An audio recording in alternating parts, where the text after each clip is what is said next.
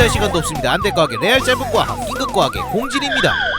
휴대폰 배터리 2% 갑자기 안 들리는 블루투스 이어폰, 불이 꺼진 후레쉬, 저녁인데 오후 2시에 멈춘 시계, 밥 주고 있는데 사라진 다마고치. 전기와 배터리는 우리에게 걸어다니면서 사용할 수 있는 수많은 편의들을 제공해왔지만 우리는 여전히 충전의 자유로부터 벗어나지 못하고 있습니다. 그리고 이러한 한계는 우리로 하여금 분노의 감정을 끌어올리게 하지요. 그러나 종종 우리는 우리 주변에서 의미 없어 보이는 전기들을 발견하곤 합니다. 겨울철 스웨터를 입을 때 시작되는 광란의 폭죽놀이, 머리카락에 책받침을 비벼 만든 재미있는 놀이, 털가죽으로 유리봉을 문지르자 따라오는 물줄기. 우리는 이를 정전기라 부르며 이들은 대부분 서로 다른 물질 간 마찰에 의해 형성됩니다. 그렇다면 이러한 생활 속 마찰에 의해 만들어진 전기들을 우리가 쓸 수 있는 전기로 활용할 수 있는 방법은 과연 없을까요? 인간의 희생이 필요한 회전운동 기반의 인력 발전기가 아니라 정말 살다 보니 생기는 이런 전기들을 말이죠. 어쩌면 마찰 전기의 발생 원인을 자세히 들여다보면 가능할지도 모르겠습니다. 우주에는 무수히 많은 물질들이 존재하고 이 물질들은 모두 서로가 다른 특성을 가지고 있습니다. 우리는 이를 색이나 촉감, 냄새, 맛으로도 서로가 다르다는 것을 인지하고 있죠. 전기적인 특성에서도 이러한 물질들은 서로 다른 성질을 가지고 있습니다. 기본적으로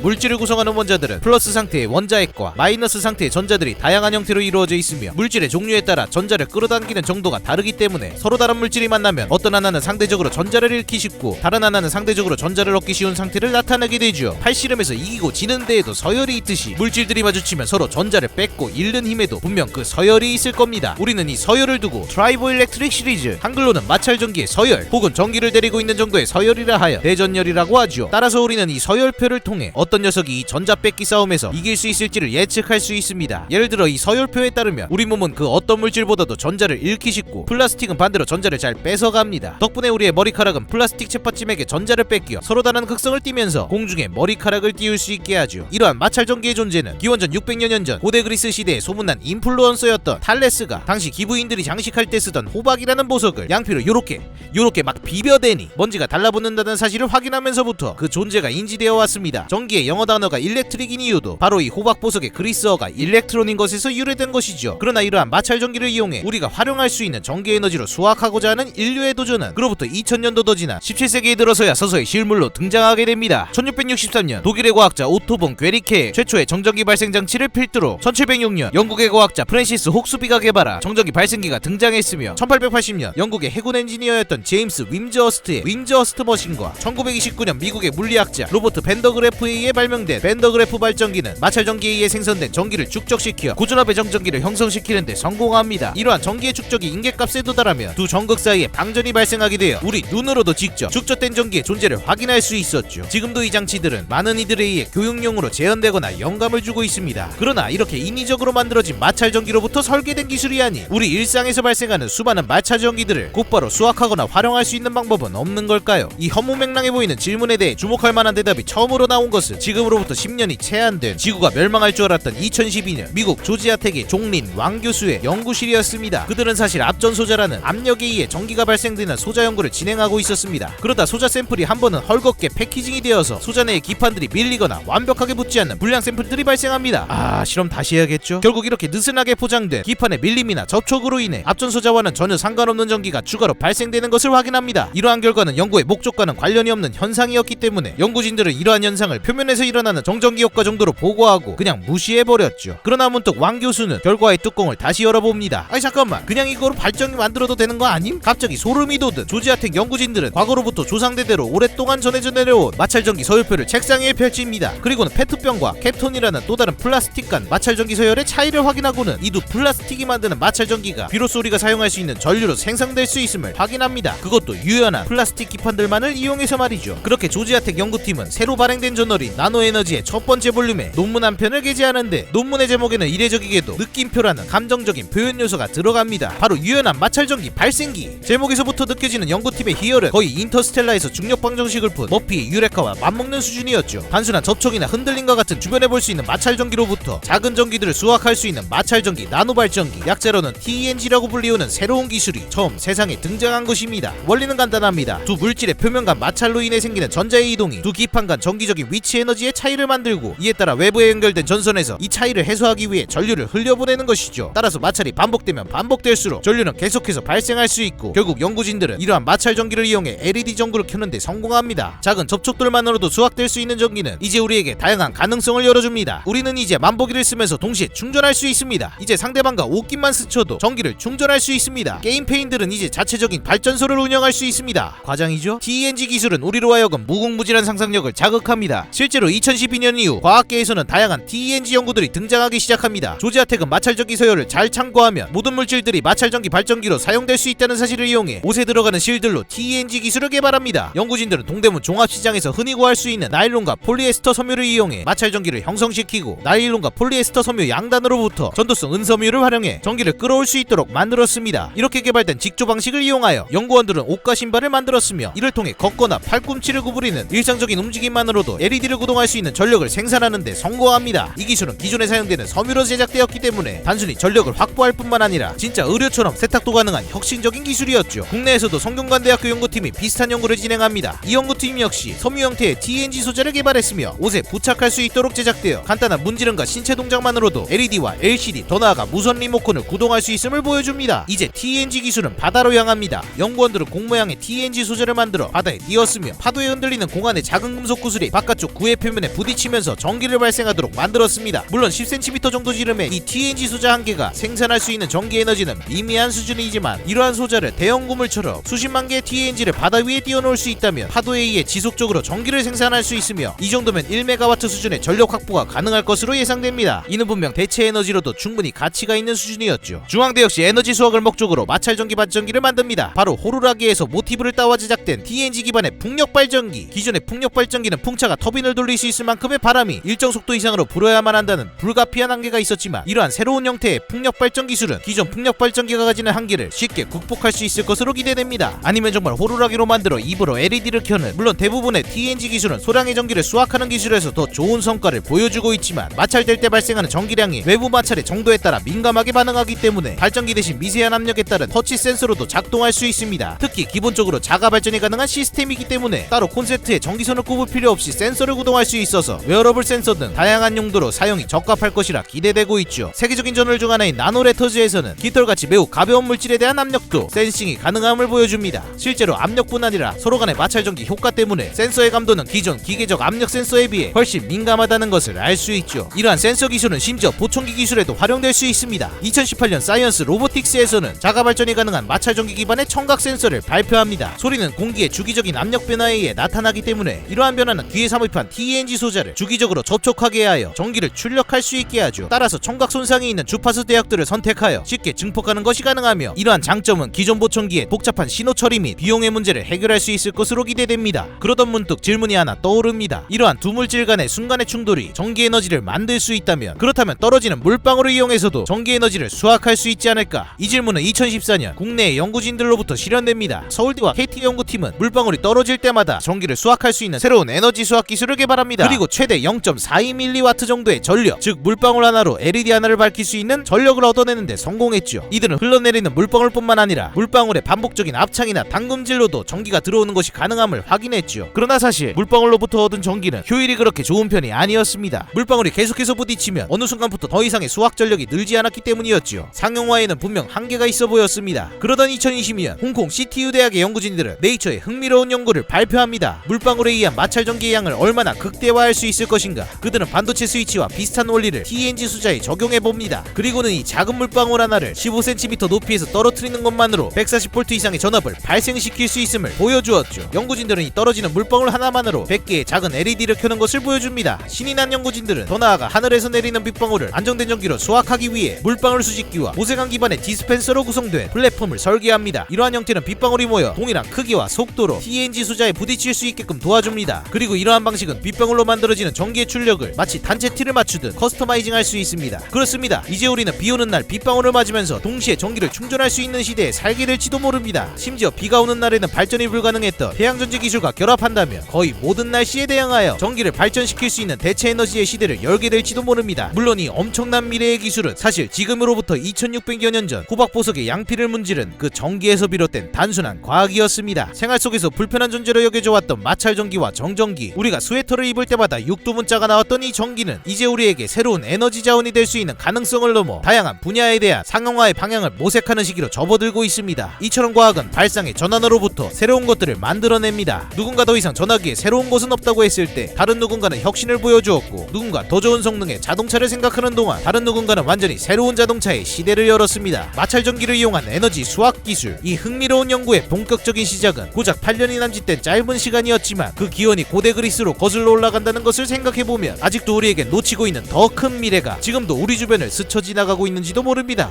물론 이 스쳐간 미래 역시 마찰 전기로 충전할 수 있을지도 모르죠. 지금까지 겨울철 고양이보다 더 따가운 가장 핫한 과학 긴급과학의 공진이었습니다. 보시고 도움이 되셨다면 아래에 댓글 꼭 남겨주시고요. 그리고 구독과 좋아요 잊지 마시고 꾹 눌러주시기 바랍니다.